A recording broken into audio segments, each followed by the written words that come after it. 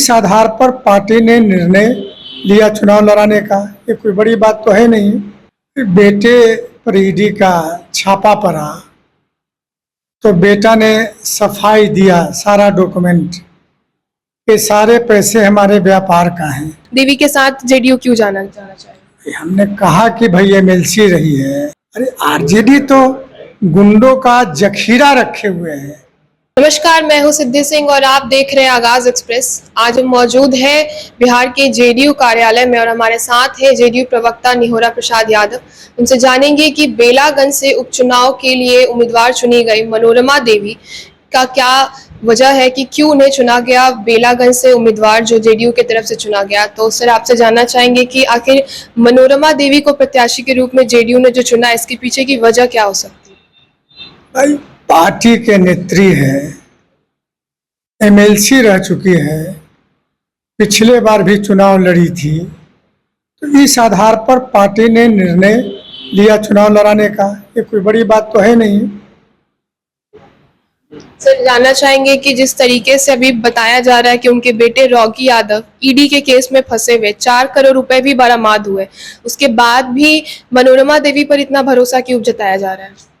बेटे पर ईडी का छापा पड़ा तो बेटा ने सफाई दिया, सारा डॉक्यूमेंट, ये सारे पैसे हमारे व्यापार का हैं, और सारा डॉक्यूमेंट दिया लोगों को। आप यह भी देखा होगा कि इस मामले में एक डीएसपी भी गिरफ्तार हुए। ये मामला तो कुछ है नहीं, सारा राफ साफ मामला है। उसका पैसे है बिजनेस का, बेटे के बिजनेस पर छापा पड़ा पैसे पर। मनोरमा देवी को क्या है इससे मतलब? सर, रॉकी यादव पे पहले भी जो है रोड रेज एक्सीडेंट मर्डर का केस हुआ था, जिसकी वजह से मनोरमा देवी को जेडीयू से सस्पेंड किया गया था।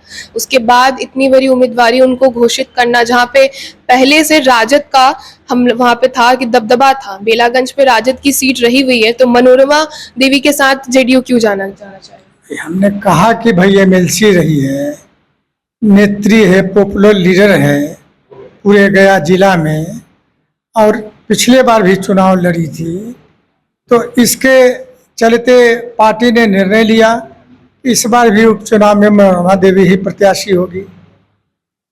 सर, विपक्ष का कहना है कि ये एक अपराधी चेहरे को जो है जेडीयू सामने रख रही है उम्मीदवार के तौर पे। मुन्ना शुक्ला क्या थे जिनको पार्लियामेंट लड़ाए, जिनको आजीवन कारावास हुआ? अरे आरजेडी तो गुंडों का जखीरा रखे हुए है। कौन गुंडा है? रॉकी यादव किया, मनोरमा देवी तो नहीं की। कोई आपराधिक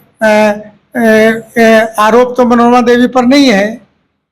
तो उनके ही वो बेटे हैं, तो उसका असर क्या पड़ेगा नहीं? जब जनता से वो जुड़ेंगी तो उस चीज का वो किस तरीके से, हमलावर जब होगा तो किस तरीके से वो समझेंगी? अच्छा, जो वहाँ के विधायक थे वो क्या थे?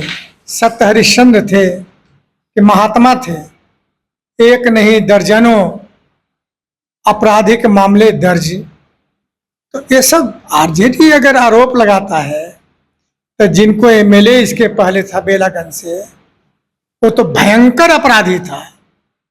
उतना बड़ा अपराधी नहीं हो सकता है कोई। सर, उपचुनाव आने वाले समय में जो हो रहा है 13 नवंबर को, तो इस पे क्या रणनीति रहेगी? क्योंकि हम देख पा रहे हैं कि पहले से राजद की दबदबा 3 जगहों पे रही है। जेडीयू के लिए एक अच्छा मौका रहेगा आने वाले विधानसभा में अपनी सीट्स बढ़ाने के लिए। उपचुनाव पर क्या रणनीति रहेगी? देखिए, हम चारों सीट जीतेंगे।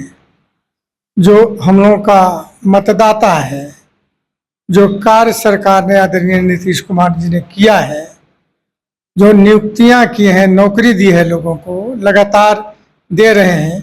आज ही आपने देखा कि 1239 दरोगा के नियुक्ति पत्र उन्होंने बांटा। तो ये सब मामला है बिहार में। इसके आधार पर हम चारों सीट जीतेंगे।